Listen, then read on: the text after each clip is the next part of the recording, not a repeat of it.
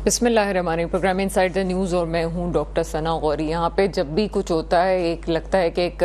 माचिस से की तिली जो है वो जला दी गई, उसके बाद आग लगने का मंजर हम देखते हैं। इस वक्त आप मीडिया में कहीं पे भी कोई भी प्रोग्राम उठा लें, ये डिस्कस हो रहा है जनाब अदालत क्या कर रही है, लेकिन अदालत जो पहले कर रही थी शायद पाकिस्तान में वो हम करेक्शन मूड में जाना नहीं चाहते। अब लगता है कि कोई करेक्शन मूड की तरफ कोई जा रहा है तो हम उसको भी नहीं जाने दे रहे हैं। सबसे पहले तो मीडिया पे तनकीद और पैमरा की तरफ से जो नोटिस कुछ दिनों पहले आया था उस पर कुछ तनकीद भी हुई थी कि अदालती रिपोर्टिंग पे पाबंदी है। इस पे भी बात की गई है कि ऐसा नहीं होना चाहिए। अभी सुप्रीम कोर्ट की तरफ से बयान आया, लेकिन सुप्रीम कोर्ट ये भी साथ साथ कहती है कि एक तरफ इस पर अदालती रिपोर्टिंग पे बात करते हैं, दूसरी तरफ अगर कोई ऐसी प्रेस कॉन्फ्रेंस चल रही हो कि जिसमें अदालत के खिलाफ बात होती है तो वो उनका मफहूम ये था कि वो तो बहुत आसानी से लाइव दिखाया जाता है। उस पर नोटिस अब बाकायदा जारी हो रहा है कि क्यों वाडवा साहब की, मुस्तफ़ा कमाल साहब की जो है वो प्रेस कॉन्फ्रेंस इस तरह से दिखाई गई। तौहीन अदालत वाला मामलात कुछ नए नहीं हैं। यहाँ पे मुल्क के जो आला एग्जेक्टिव्स थे उनके ख़िलाफ़ भी ऐसे मामलात होते रहे।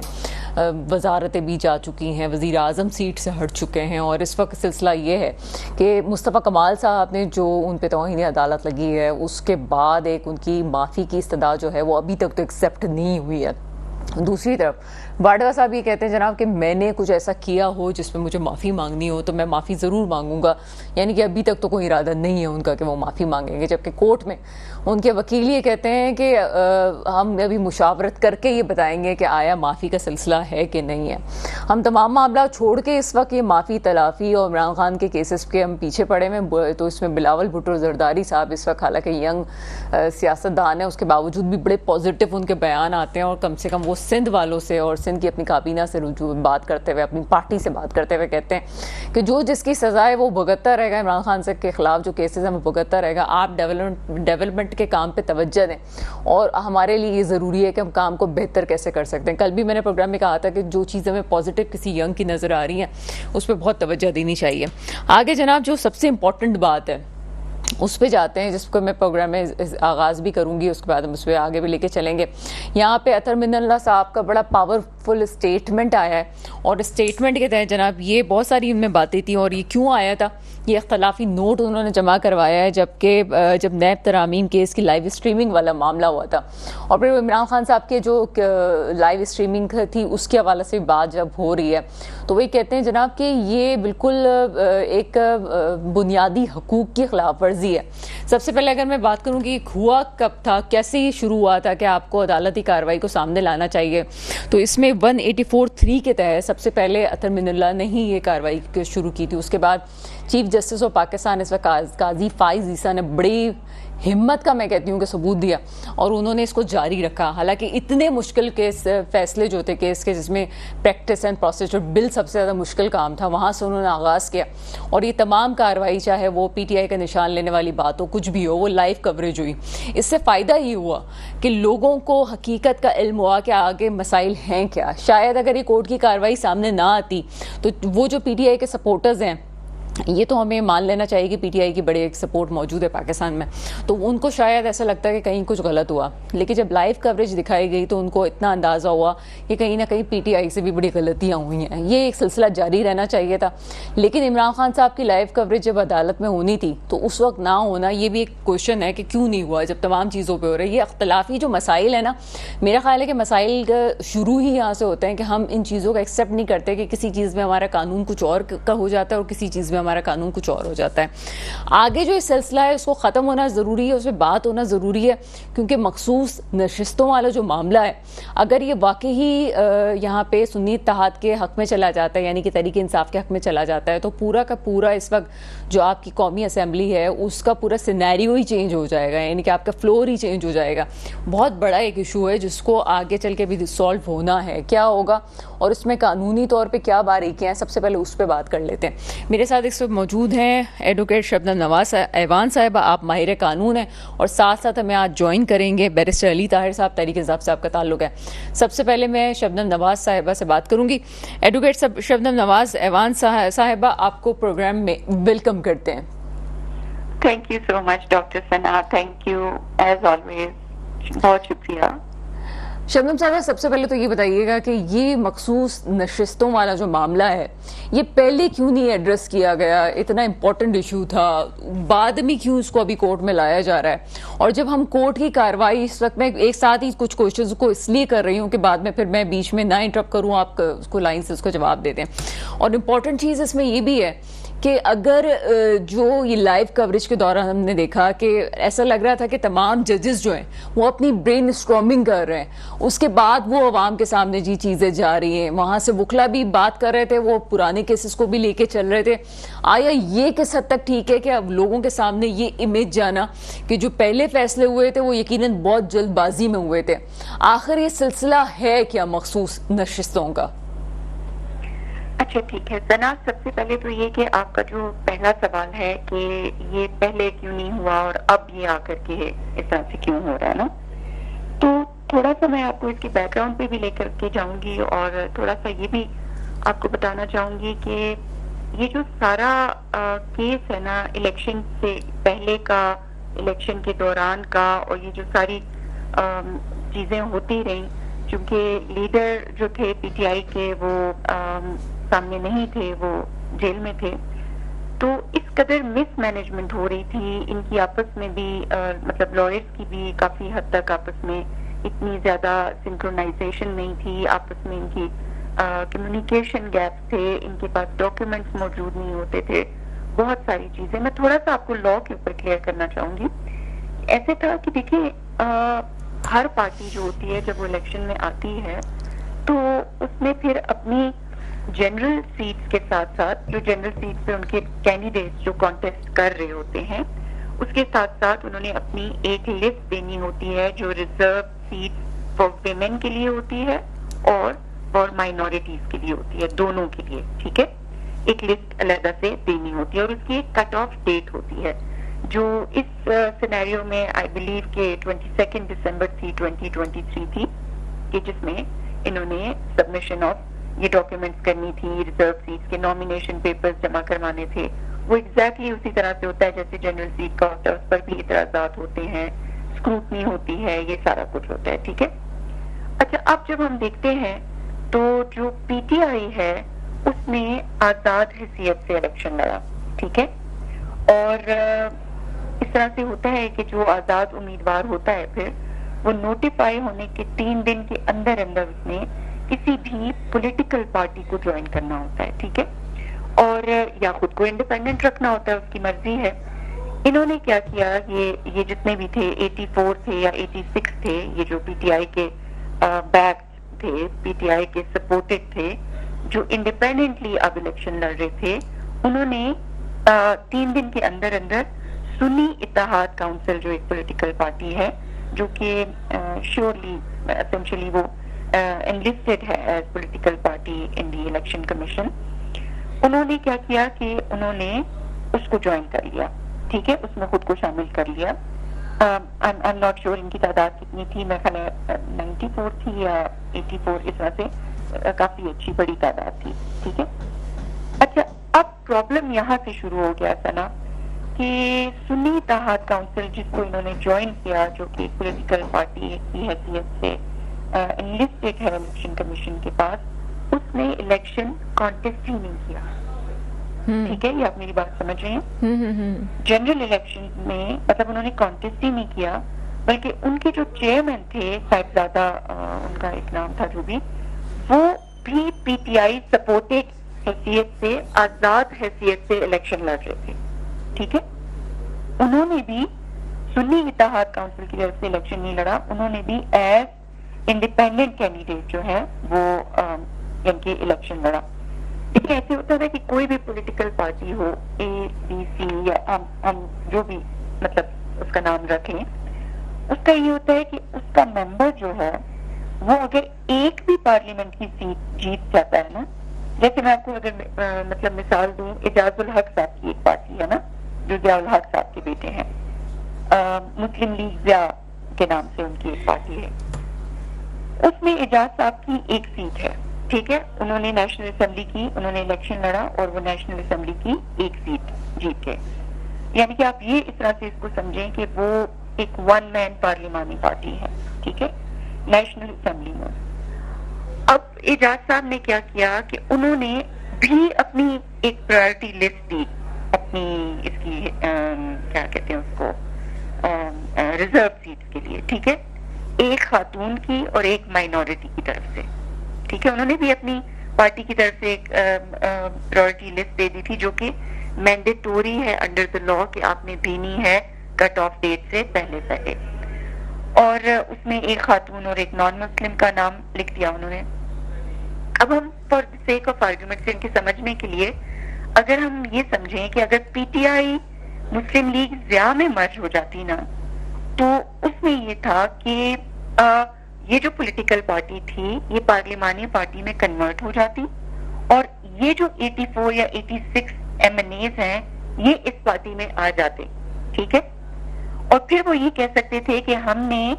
کم لوگوں کی یا ایک خاتون اور ایک نان مسلم کی لسٹ جمع کروائی تھی,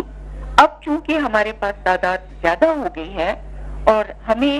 اب اپنے پروپورشن کے حساب سے جو اضافی سیٹیں ہیں یا ہماری بنتی ہیں تو ہمیں اجازت دی جائے کہ ہم ایک اضافی پرائرٹی لسٹ بھی جمع کرا دیں اور اس کے نامینیشن پیپرز بھی جمع کروائیں. یعنی کہ میں سمجھانے کی کوشش یہ کر رہی ہوں کہ کٹ آف ڈیٹ پہ اگر آپ نے کم نام دے دیے ہیں یا ایک ایک نام دے دیا ہے, اور پی ٹی آئی جو ہے اگر وہ مسلم لیگ ضیاء میں شامل ہو جاتی تو ان کو کسی قسم کا کوئی پرابلم نہ ہوتا, کیونکہ ایک ایم این اے بھی بنا ہوا تھا اس پارٹی کا اور پرائرٹی لسٹ بھی موجود تھی, بے شک کم تھی لیکن اس پرائرٹی لسٹ میں ایڈیشن کی جو قانون ہے یعنی کہ وہ اجازت دیتا ہے. اگر آپ اجازت دیں تو اس کو اور میں آگے الیبوریٹ کر سکتی ہوں کہ جی بالکل, میں اصل میں اسی باریکی کو آپ ہی کی زبان سے سمجھنا چاہتی ہوں, کیونکہ جو ماہر قانون اس پہ بات کر سکتا ہے وہ ظاہر سی بات ہے وہ اس کی الگ اوتھینٹسٹی ہوتی ہے. اچھا ڈاکٹر ثنا, اس میں یہ کہ اب فرض کریں کہ ایک پارٹی ہے, کوئی بھی پارٹی ہے, وہ 40% سیٹیں ایکسپیکٹ کر رہی ہے. دیکھیں مطلب آپ 100% تو کچھ بھی ایکسپیکٹ نہیں کر سکتے نا. اگر فرض کریں وہ 40% سیٹیں ایکسپیکٹ کر رہی ہے تو انہوں نے 40% کے حساب سے اپنی خواتین کے نام دیے ہوں گے اور مائنورٹیز کے, ایسا ہی ہے نا؟ جی بالکل. اب ایسا ہے کہ 40 تک ہو کر کے اب یہ ہوا کہ ان کی سیٹیں 60% آ گئی یا 70% آ گئی, ٹھیک ہے. تو اس حساب سے ان کی ویمن سیٹس بھی اور ان کی مائنورٹی سیٹس بھی بڑھ گئی. اب انہوں نے پرائرٹی لسٹ صرف 40 تک کی حیثیت سے دی ہوئی ہے, ٹھیک ہو گیا, اور ان کی سیٹیں جو ہیں وہ 60-70 پہ جا پہنچی ہیں. تو اس میں یہ ہوگا کہ جب زیادہ وہ آ جائیں گی تو لا میں یہ کوشچن ان کے لیے موجود ہے کہ اگر سرپلس سیٹ بن رہی ہیں اور انہوں نے جو لسٹ دی ہوئی ہے وہ کم سیٹس کی دی ہوئی ہے, تو ان کو الیکشن ایکٹ کے تحت یہ اجازت دی جاتی ہے کہ وہ مزید مطلب 10 ہیں, 12 ہیں, 6 ہیں,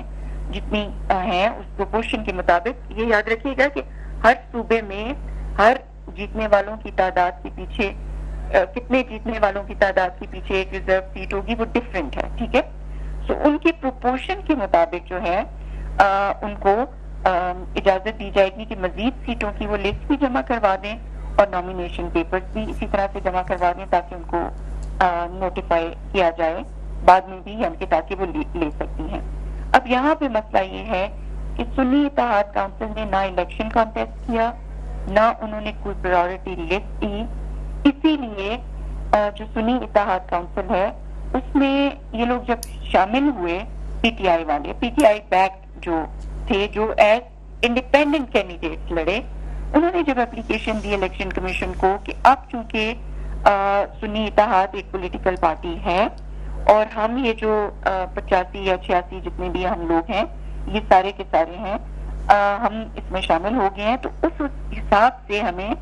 ویمن کی اور مائنورٹی کی سیٹ دی جائے. Now this is the main issue نا, یہ انہوں نے application the election commission of Pakistan کو.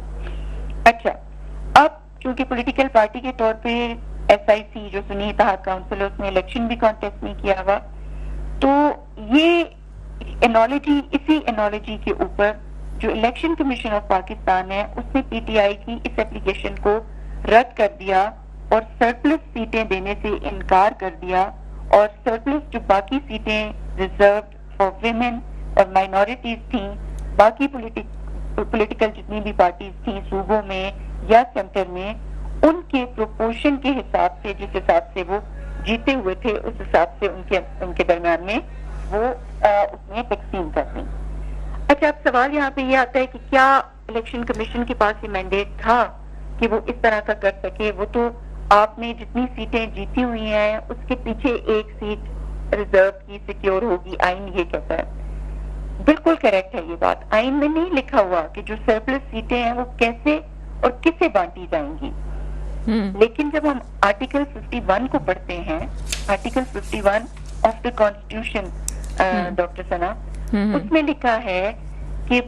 سیٹیں جو نیشنل اسمبلی کی ہیں ایک خاص تعداد لکھی ہوئی ہے، میرے خیال ہے 336 ہیں آئی بلیو، کہ وہ پوری ہونا ضروری ہے۔ اگر وہ پوری نہیں ہوں گی تو national assembly would be incomplete, ٹھیک ہے۔ اور اس آرٹیکل 51 کی ریکوائرمنٹ کو پورا کرنے کے لیے انہوں نے کیا کیا کہ یہ جو سیٹ تھی سرپلس تھی وہ باقی کے درمیان میں پروپورشن کے حساب سے یعنی کہ ان کے لیے وہ ان کے درمیان میں بانٹ دی۔ اب سلسلہ جو سب سے خطرناک سلسلہ جو میں سمجھتی ہوں پی ٹی آئی کے لیے وہ یہ ہے، اچھا الیکشن رولز بھی اگر میں تھوڑا سا کوٹ اس لیے کروں گی کہ ہمارے لائرز اور باقی جرنلسٹ جو صاحبان ہیں وہ ان کو پڑھتے ہوں گے اور دیکھتے بھی ہوں گے۔ نہیں پڑھتے تو سب ہے، اب وہی بات ہے کہ جو باہر ہے بات وہ کر سکتا ہے۔ ابھی میں عموماً جو ٹی وی سکرینز پہ دیکھ رہی ہوں وہی بات ہے کہ جس کو ناچ نہ جانے آنگن ٹیڑھا والی بات ہے، اگر ٹھیک ہے مانتے ہیں ایک پارٹی ہے اس کے بہت زیادہ سپورٹرز ہیں، بٹ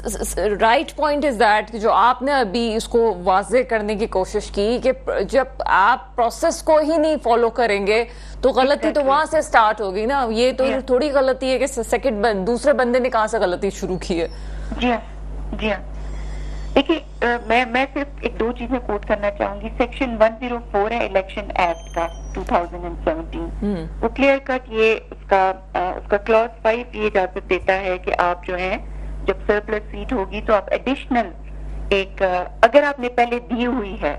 پرائورٹی لسٹ اور وہ کم پڑ گئی ہے تو ایڈیشنل آپ دے سکتے ہیں۔ اس کا رول 94 بھی جو الیکشن رولز ہیں وہ بھی اس بارے میں بات کرتا ہے، اور اگر ہم آرٹیکل 51 آف دا کانسٹیٹیوشن کو اس کے ساتھ ملا کے پڑھیں گے تو یہ ساری چیزیں جو کی گئی ہیں کہ مطلب ان میں بانٹی گئی ہیں وہ جسٹیفائی ہو جائیں گی، وہ کلیئر ہو جائیں گی کہ آخر کیوں کی گئی۔ ایک اور چیز یہ ہے کہ الیکشن رولز میں ایک جو نامینیشن آپ کا پیپر ہوتا ہے جب آپ جمع کراتے ہیں تو اس میں آخر میں ایک سوال لکھا ہوتا ہے سنا کہ آپ کسی پارٹی کے ایفیلیٹڈ کینڈیڈیٹ ہیں یا آزاد امیدوار ہیں۔ تو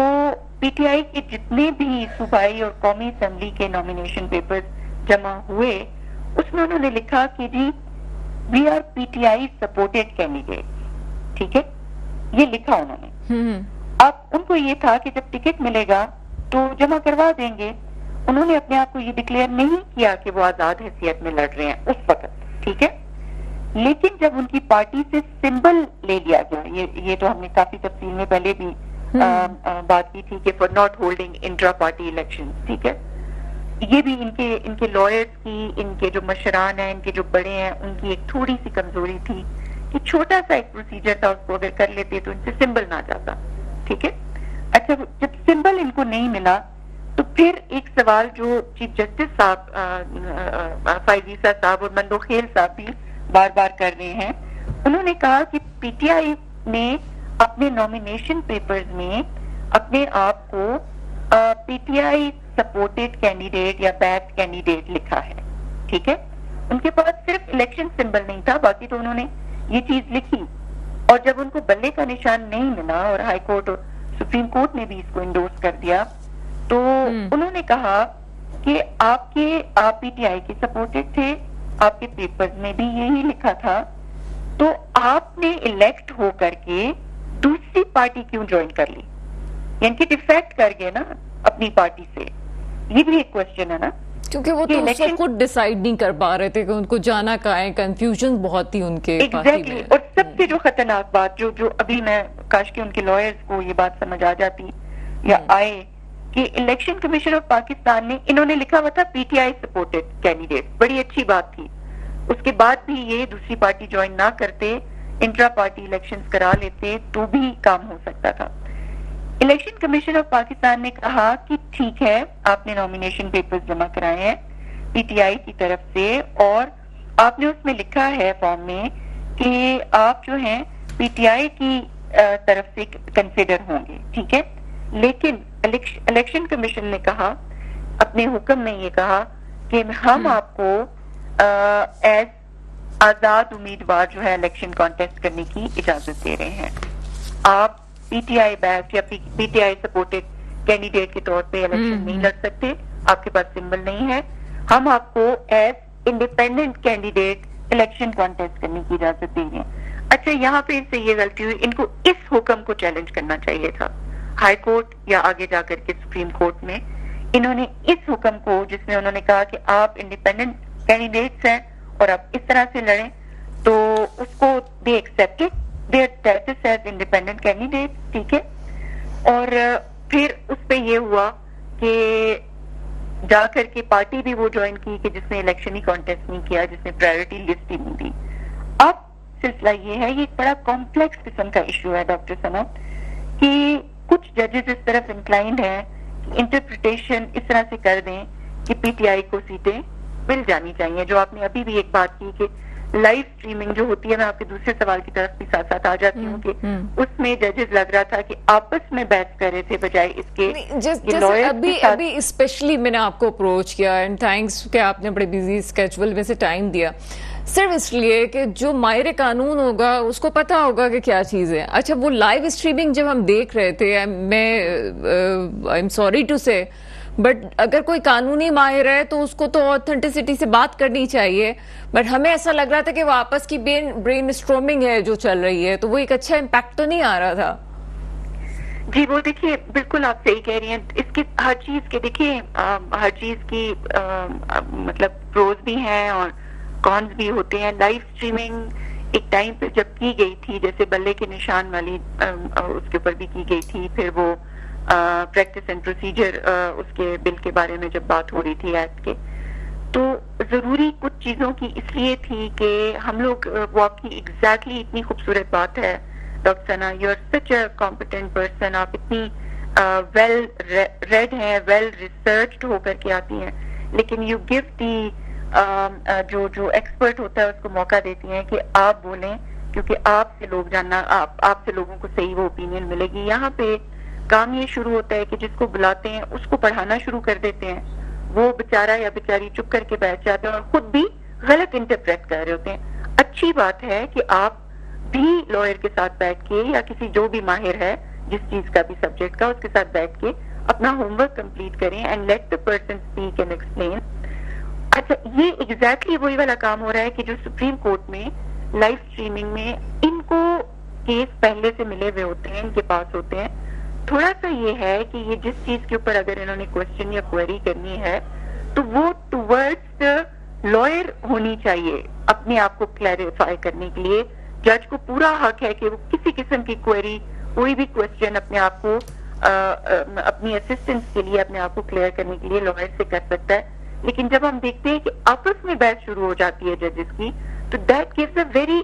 رانگ امپریشن, ایک بڑا ویک سا امپریشن آتا ہے کہ, اور پھر یہ لگتا ہے کہ یار کون سا جج ٹھیک کہہ رہا ہے, مطلب کس سائڈ پہ جائیں, کون سا والا, یہ بھی سمجھ میں آتا ہے کہ کون سا والا کس کو فیور کر رہا ہے. وہ لائک مائنڈیڈ اور ناٹ لائک مائنڈیڈ والے کوشچن ذہن میں آنے لگ جاتے ہیں, تو that does not give a very good picture of the ججز. آلریڈی آپ دیکھیں کہ ان لائیو اسٹریمنگ کی وجہ سے میمز بن رہے ہیں ججز کے, فنی قسم کی ان کے کارٹونز بن رہے ہیں. وہ چیزیں جو عدالت میں روٹین میں ہوتی ہیں ایز لائرز ہم سمجھتے ہیں کہ that's part of the routine, that's okay. یہ اوکے نہیں, مطلب یہ پروسیجر کا پارٹ ہے. یہ اس طرح سے اس کا لوگوں نے جوک بنایا ہوتا ہے, جی جج صاحب نے ایسے کیوں کہہ دیا, جناب لائر نے بڑا دبایا ان کو, جی جج صاحب نے بڑا دبایا ان کو. ایسا نہیں ہو رہا ہوتا. لیکن یہ لائیو اسٹریمنگ تھوڑی ڈینجرس بھی ہے, آلدو باقی ملکوں میں بھی ہوتی ہے. لیکن جب ججز آپس میں بحث کرنا شروع کر دیں, اس طرح کی چیز کی میں نہیں سمجھتی کہ لائیو اسٹریمنگ ہونی چاہیے, کیونکہ اس سے ایک اتنے بڑے جو انسٹیٹیوشن, جو apex court of the country ہے, ہائیسٹ فورم ہے انصاف دینے کا, ان کے آپس میں ہی اگر ایک چیز پہ اتفاق نہیں ہے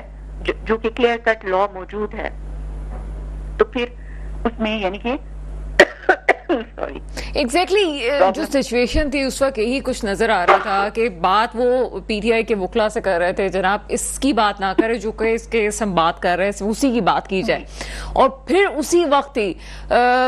ایک میں خود نام نہیں لے رہی ہوں احتراماً کیونکہ نام لیا جائے گا تو کچھ ایشوز ہوں، ایک جج صاحب یہ کہتے ہیں کہ وہ پرانے کیسز کا حوالہ دینا شروع کر دیتے ہیں، اور پھر ایک چیف جسٹس صاحب کہتے ہیں نہیں اس کی ہمارے پاس کوئی کمپلین نہیں ہے، ہم اس کے پاس ہماری کوئی چیز ایسی نہیں ہے کہ ہم اس پہ بات کریں. تو یہ سامنے ہو رہا ہے، ایک طرف وہ جو پارٹی ہے وہ جو موقف دیتی ہے تو انہیں ٹوکا جاتا ہے کہ آپ اپنے کیس تک رہیں، آپ کا کیس جو ہے اس کو ڈسکس کریں، دوسری طرف ججز آپس میں یہ بات کرتے ہیں اور پرانا والا حوالہ دیتے ہیں. جی جی دیکھیے میں یہ کہتی ہوں کہ ججز میں کلیئر کٹ بائیفرکیشن نظر آ رہی ہے. کچھ ججز جو ہیں وہ یہ چاہتے ہیں کہ پی ٹی آئی کو سیٹ اس طرح کی انٹرپریٹیشن کر دی جائے کہ ان کو ملنی چاہیے، لیکن اگر اس طرح کی انٹرپریٹیشن کی جائے گی تو وہ پوری اسکیم آف کانسٹیٹیوشن اور لا جو ہے اس کو چینج کرنے کے مترادف ہوگی. اور ہمیں تو آئین اور قانون پہ چلنا ہے نا ڈاکٹر ثنا. سپریم کورٹ بے شک ایپیکس کورٹ ہے، وہ لا کو کانسٹیٹیوشن کو نواز صاحب بڑی کنٹینیو بات ہو رہی ہے لیکن ایک شارٹ بریک کی طرف ہمیں جانا پڑا ہے، تو ایک شارٹ بریک ہے، بریک کے بعد آپ کے سامنے حاضر ہوتے ہیں. بریک کے بعد آپ کے سامنے حاضر ہیں اور مجھے جوائن کیا ہے اس وقت بیرسٹر علی طاہر صاحب نے. آپ کا تعلق تحریک انصاف سے، اس پروگرام میں آپ کو ویلکم کرتے ہیں. جی تھینک یو ویری مچ. علی طاہر صاحب کچھ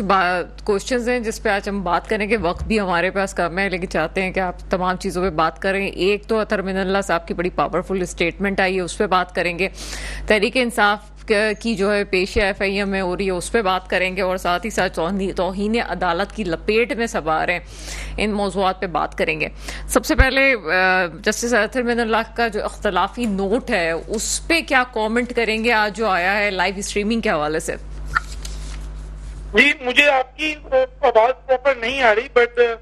میں نے صحیح قدر کیا ہے کہ آپ اطہر من اللہ صاحب کے نوٹ کے بارے میں پوچھ رہی ہیں. جی بالکل ایسا ہی ہے. جی میں تو کمپلیٹلی ایگری کرتا ہوں، اور میرے خیال میں کانسٹیٹیوشنل اور لیگل گراؤنڈ میں بڑا پلین ہے. میں جو ہے نہیں سمجھتا کہ اس سے بہتر آرڈر جو ہے وہ لکھا جاتا، اور میجورٹی کا جو ڈیسیژن تھا میں اس سے ایگری نہیں کرتا. ڈسکریمنیشن کا تاثر جو ہے وہ سامنے آ رہا ہے،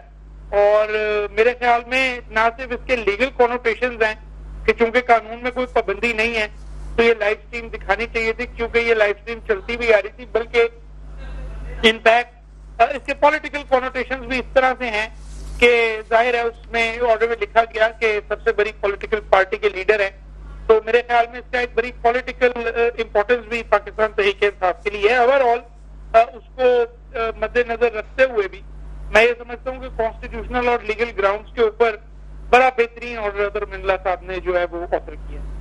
صرف اوور آل اس سے جو اسٹیٹمنٹ ہے اس کے علاوہ بھی ابھی ہم 2-3 اور چیزیں جب دیکھ رہے تھے، کیا آپ کو لگتا ہے کہ چیزیں بہتر ہونے جا رہی ہیں؟ ایک جو ہمارے بہت سارے اداروں پہ ہم تنقید کرتے ہیں اور ہمارا ایک ستون ہے پاکستان کا عدلیہ،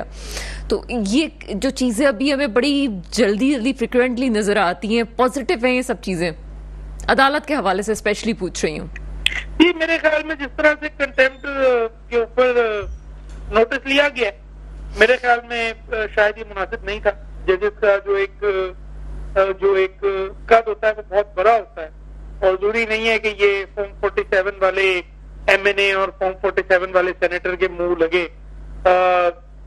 ظاہر ہے they can talk, their talk does not mean much anyway. ہاں البتہ یہ ضرور ہے کہ جس طرح انہوں نے جوڈیشری کو ٹارگٹ کیا تھا اس کے کوئی نہ کوئی ریپرکشن ضرور ہونے چاہیے تھے، اور وہ ایگزیکٹو کو لینے چاہیے تھے، حکومت کو لینے چاہیے تھے، لیکن میرے خیال میں چونکہ وہ خود ایک پراکسی تھے. اچھا ابھی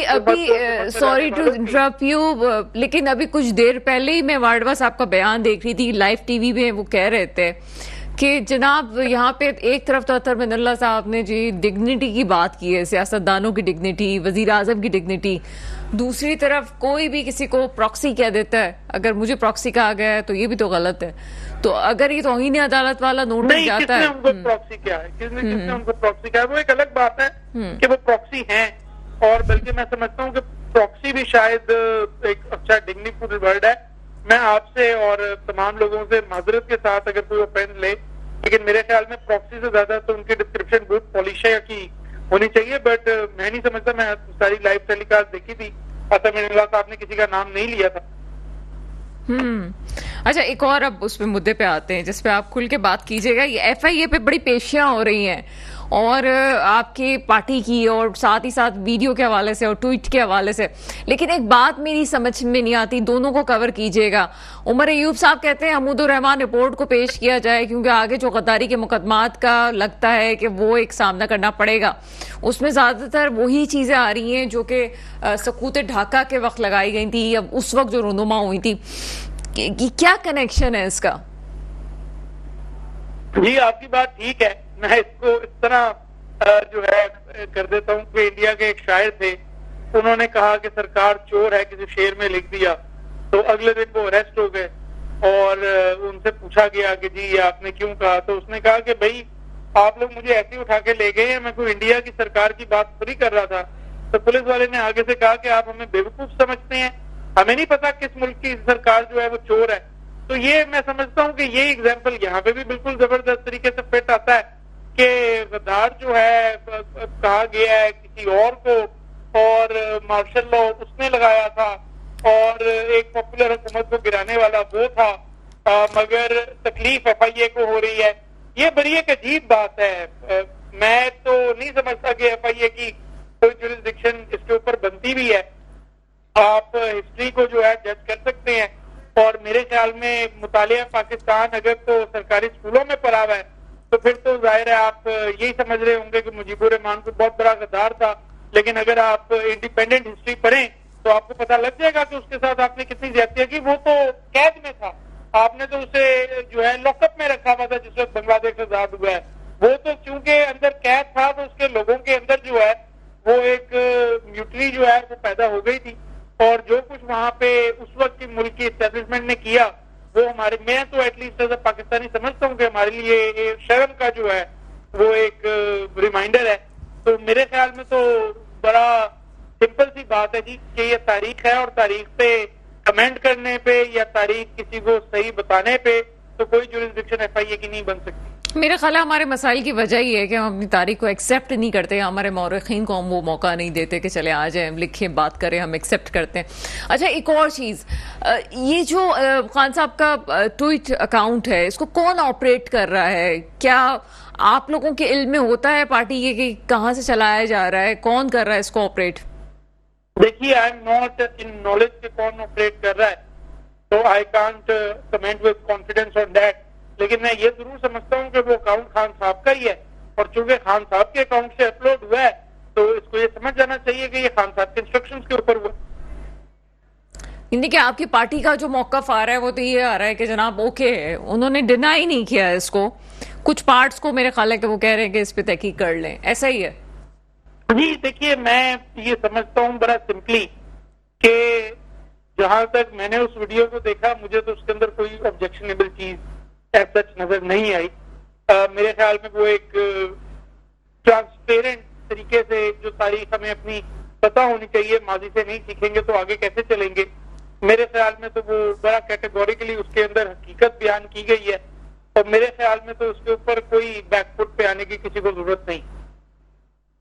ٹھیک ہے، یعنی کہ بیک فٹ پہ آنے کی ضرورت نہیں ہے، جو ہے بالکل ٹھیک ہے. اچھا، ایک اور چیز جو ابھی ہمیں سامنے نظر آ رہی ہے، آپ کی پارٹی کا اور پیپلز پارٹی کا پیپلز پارٹی کی طرف سے کافی اچھا ایک رسپانس آ رہا ہے، تمام چیزوں میں پازیٹیو چیزیں آ رہی ہیں. میرا خیال ہے کچھ نیگیٹو بیان تو وقت کی ضرورتیں بھی ہوتی ہیں، اور آج بھی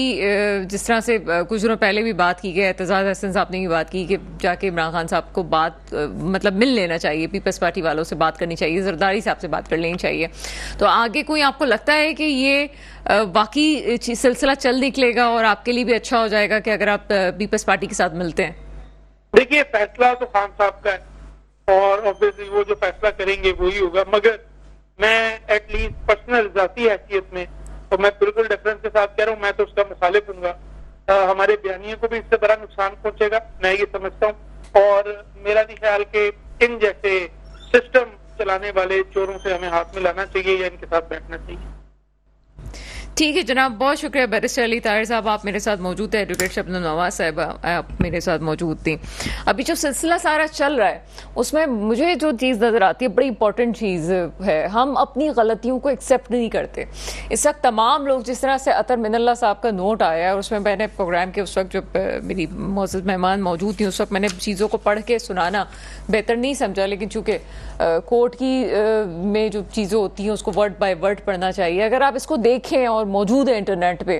تو آپ کو اطہر من اللہ صاحب کے اختلافی نوٹ سے آپ کو اندازہ ہوگا کہ کس حد تک یہ کھل کے باتیں کی گئی ہیں. یعنی کہ اپنی غلطیوں کو بھی، چاہے وہ بھٹو صاحب ہوں، ان کے لیے وہ تسلیم کیا گیا اور آگے چلنے کی بات کی گئی. اس کے علاوہ جو بڑا امپورٹنٹ پوائنٹ ہے جس کو میں نے پوائنٹ آؤٹ کیا وہ یہ تھا کہ منتخب عوامی نمائندوں کی تضییق اور ان کو ہراساں کیے جانے میں عدلیہ کا گڑھ جوڑ رہا ہے. یعنی کہ آپ یہ سوچیں کہ اگر کوئی اپنی غلطی کو، ظاہر سی بات ہے وہ اس وقت اطہر من اللہ صاحب ابھی ہیں، پہلے کوئی اور ہوگا، ان سے پہلے کوئی اور ہوگا، یا ان کے بعد کوئی اور آئے گا، لیکن اگر پہلے کچھ غلط ہوا ہے تو اس کو ایکسیپٹ کر لیا جائے نا کہ جناب ہوا ہے اور اطہر من اللہ صاحب نے کیا. اسی طرح سے اگر اسٹیبلشمنٹ ہے اور اسٹیبلشمنٹ میں اگر کوئی یہاں پہ کوئی بڑا کوئی پہلے آتا ہے تو اس کی بات الگ ہوتی ہے، بعد میں کوئی آ رہا ہے تو اس کی بات الگ ہوتی ہے. 76 ایئرز میں ہم نے بڑے اتار چڑھاؤ دیکھے ہیں. ضروری نہیں ہے کہ اس وقت جو اسٹیبلشمنٹ ہے وہ پہلے والی اسٹیبلشمنٹ کے موقف کی اس لیے صرف تائید کرے کہ ہم ایک ہی برادری کے لوگ ہیں. اگر پہلے کوئی غلطی ہوئی ہے تو اس کو کھلے دل سے ایکسیپٹ کرنے کے ساتھ چیزوں کو آگے لے کے چلنا چاہیے.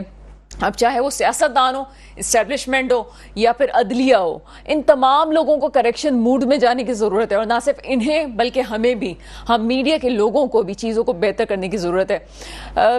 یہی کہہ سکتے ہیں کہ میرے ملک پہ وہ حکمران آئے جو واقعی میرے ملک کے مستقبل کی حفاظت کریں. اس کے ساتھ ہی پروگرام کا وقت ختم ہوتا ہے. مجھے اجازت دیجیے گا. خدا حافظ.